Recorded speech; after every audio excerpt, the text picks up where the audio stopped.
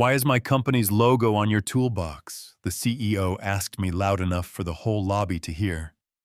I didn't flinch, didn't blink, just said, "Because I built it before you bought it." The marble floor didn't move, but I swear the building shifted under our feet. That morning light in Midtown Atlanta was cruel and honest, cutting through glass and hitting everything it touched. The suits, the badges, the plants watered by someone you never see, and me, a maintenance guy, holding a dented silver box with 2 scratched letters on the lid. DC. I had grease under my nails, a jammed printer behind me on the 32nd floor, and a promise in my pocket to get home in time to help my daughter glue a paper volcano together. Eggs and spaghetti on the grocery list, rent on my mind, like a metronome, steady and unavoidable. I wasn't looking for a moment. I was looking for the elevator. Then I heard it, those heels, that quick-clipped tempo that says trouble before you even look up. She stepped into my path, centered like a statue that learned how to breathe. White suit, sharp eyes. Everything about her saying she moves the world when she talks, and everyone around her nods like it was their idea. Celine Hart, the CEO. Phones came up like periscopes, whispers floated in little bubbles, storage room, probably stolen maintenance. Always taking things, the kind of laugh that sticks to your back long after you leave the room. Security drifted closer, not aggressive, just ready like gravity with uniforms. "It's an old logo, ma'am, from before the rebrand." I said calm because anger takes time, and my daughter was waiting. She squinted like she'd spotted a hairline crack in a steel beam and couldn't stand it. Said that logo hasn't been used in a decade. Someone in a tailored jacket smirked and said, "Check eBay," another said. "Dumpster find, yeah, that happened." And there it was, that temperature drop. A working man knows by feel, the one where your history disappears and people look at your clothes like a verdict. Pattern interrupt. I could have swallowed it. I didn't. I didn't steal it. Then where did you get it? Because I built it. Before you bought it. Silence, clean and hard, the kind that stretches and snaps right back, the kind where you hear the elevator cables humming like a distant warning. Security set a hand on my arm, not rough, just done. The lid popped open, and inside there were only tools, wrenches, wire cutters, and old soldering iron that saved more machines than most meetings. Nothing shiny enough to satisfy a rumor, nothing loud enough to drown out a lie. HR scrolled a tablet. 3 years on staff clean record, shows up early, leaves late, reliable. The junior suit with the smirk looked smaller by half, but his laugh was still in the air like bad cologne. I stared at the faded logo for a beat, and for a second it wasn't a lid, it was a door, and behind it was everything I had been and thought I might still be. Then a voice cut through the crowd, like a line being drawn on a map. Darius Cole. Calvin Mensah. Lab coat gray at the temples, eyes wide like he was seeing a memory walk in on 2 legs. Stepped forward and said my name like it mattered. Said it again, softer, then told the room who I was. Co-founder. He said the engineer behind the first system, the one this whole tower runs on. The reason the lights hum and the screens glow. You could feel the shame roll over people like a wave. You could see phones tilt down, jaws set. Someone cleared his throat just to have something to do with his face. Before I tell you what happened next, I have to tell you how that logo got onto the lid in the first place, because otherwise it's just a symbol and not a cost. 10 years earlier, the company was OmniForge Labs, and our headquarters was a garage that smelled like coffee grounds and hot metal. The prototype sat on a folding table with 2 legs that didn't agree with each other, and I was the guy who believed that if you sand enough wire tight enough, test long enough, a door opens. My wife Alicia would show up around midnight with a burger cut in half, rub the back of my neck, and laugh when the code wouldn't compile, tell me you're building something that will outlast you, babe, keep going. We were poor and fearless, which is a kind of wealth you only recognize when it's gone. Then the call came. A red light, a drunk driver, a nursery that went quiet in an instant. Naomi was 6 months old. The world went soft around the edges and hard in the center. Hard where it hurt, soft everywhere I needed to focus.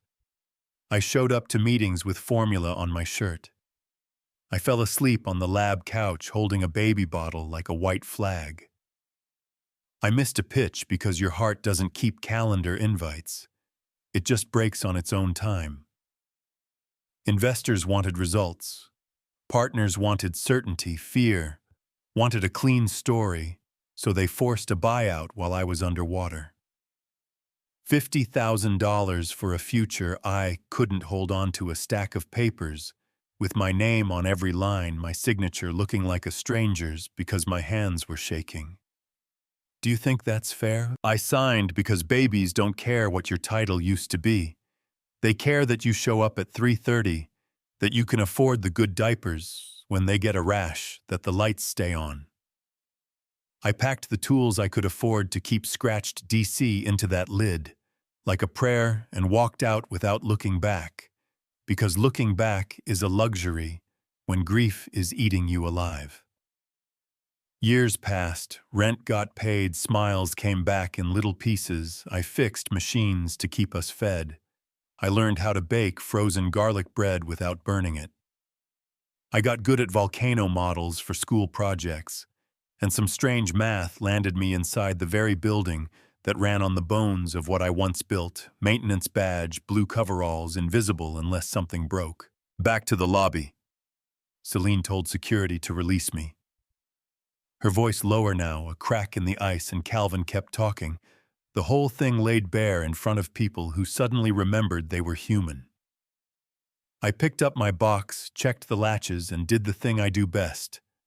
I left. The elevator doors slid shut, the numbers counted down, and I thought about red food coloring and baking soda, and how fast a night can go sideways when you're a dad without backup. Here's where the story could have ended. A quiet exit, a lesson nobody learned, a rumor that never got corrected. But it didn't.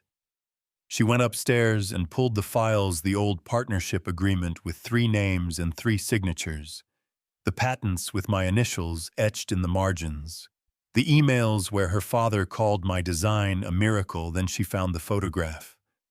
3 young men in a garage, a machine on a shaky table, and me in the middle holding a baby carrier like it was the safest place on earth. On the back, in her father's handwriting, the team that will change everything. Then a note on yellow paper lines slanting like a man writing between midnight and regret. Darius is the best engineer I've ever met. If we succeed, it's because of him. I hope one day to make this right, survival first. We met again the same day in the elevator of all places, a metal box that doesn't care if you own the building or fix its toilets. She stepped in, and the doors closed, and for a second, you could hear the cables sing. I read your files, she said. I kept my eyes straight, watched the numbers. The patents, the buyout, my father's note. Your father was a good businessman, I said, which can mean 2 things when you say it slow. He stole from you, she said. He bought me out, I answered, and I signed. You were grieving. You had a newborn, you couldn't negotiate, she said. What do you want, Miss Hart? I asked. Anger, absolution, a clean ending. You can put on a slide. She breathed, steadying herself, and said, I want to give you what you deserve. Pattern interrupt. I told her I didn't need money. Didn't need a title, said the thing that has kept me sane for a decade. Time with my daughter is the only thing I can't replace. The doors opened to the parking lot, heat rising off asphalt like a dare, and she followed me outside because power hates loose ends.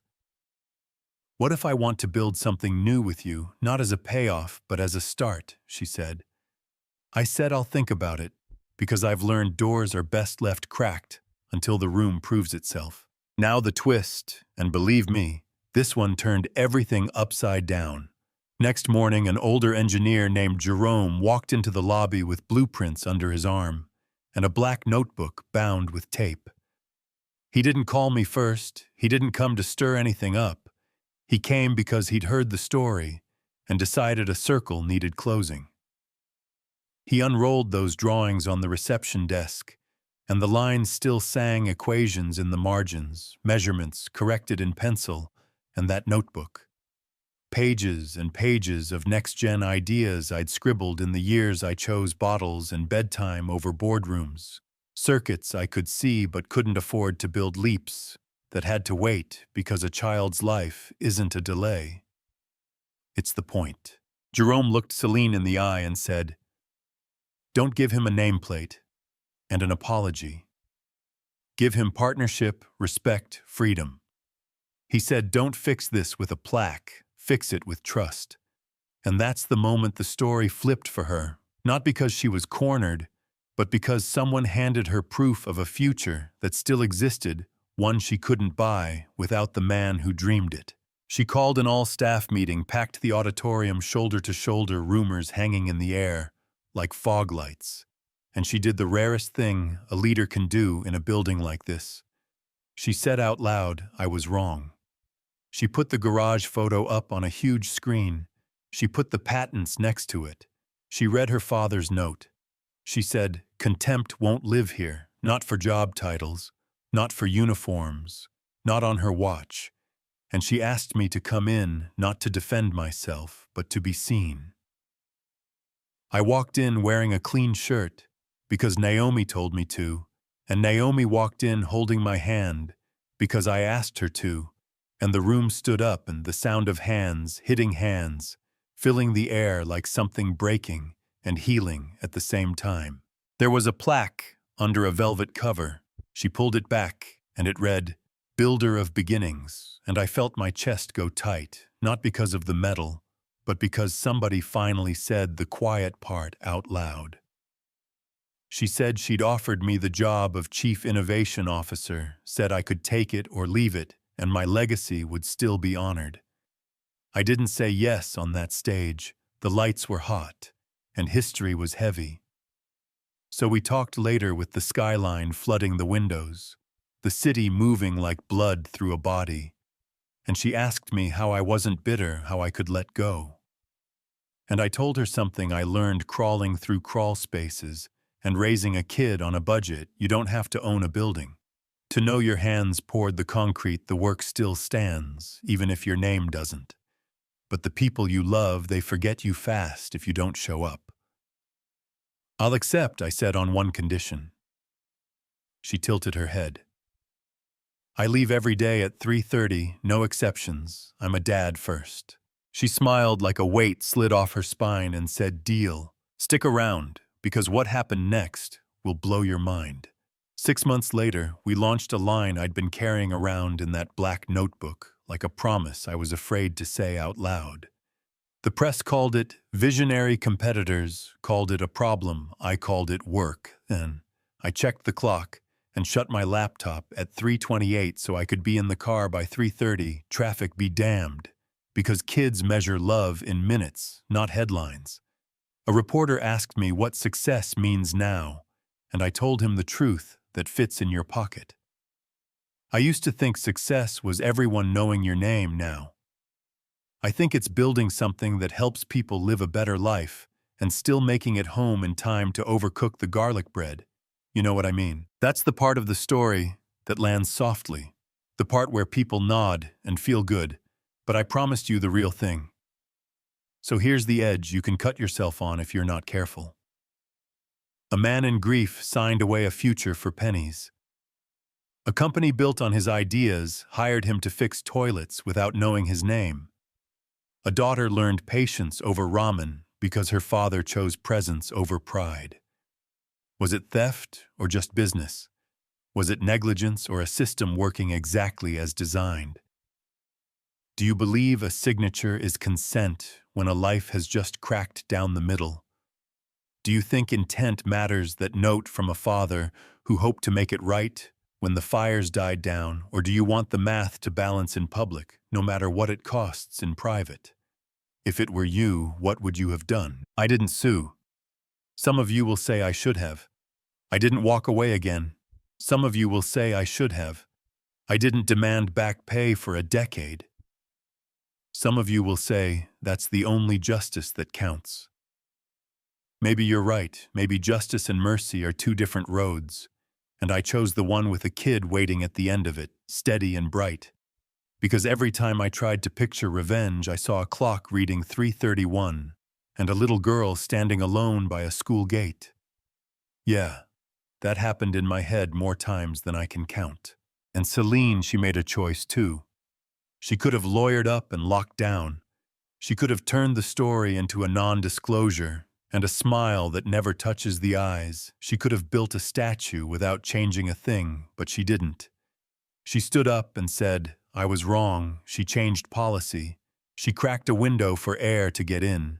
She put trust on the table and didn't try to snatch it back the second the cameras left. And in a city like this, in an industry like this, that's not nothing. That's a start. We left the building the day the plaque went up, me and Naomi hand in hand like always, and the sun hit the sign just right and turned it gold. For a second long enough for a memory to stick, and she looked up at me and said, Daddy, that's you. And I said it's us because none of this means anything. If she doesn't see me show up, if she doesn't learn that dignity doesn't come from a title, it comes from choosing what matters when nobody's watching. So tell me, do you think that's fair? Do you think I should have taken more, or taken nothing, or burned it all down just to watch the smoke rise over a skyline that forgets names faster than it forgets profits? Drop your answer in the comments. Argue with me, teach me something. Tell me about the HR room where the air got cold, the conference table where your idea got presented in someone else's voice the moment you chose family over a ladder and woke up with a smaller paycheck and a bigger life. Stick around if you want more stories, told the way they happened, messy and honest, with the parts that make you mad and the parts that make you breathe easier. Hit subscribe. If this lit something up in you, share it with the person who needs to hear that. Building beats burning, and tell me where you're watching from. Tell me what success means to you. Now, tell me what you would have done when someone pointed at your toolbox and asked a question that could have erased your whole life. I'll be in the comments after dinner, probably spaghetti helping Naomi turn another school project into a small explosion on the kitchen table. And I'm telling you straight, that's the best thing I've ever built.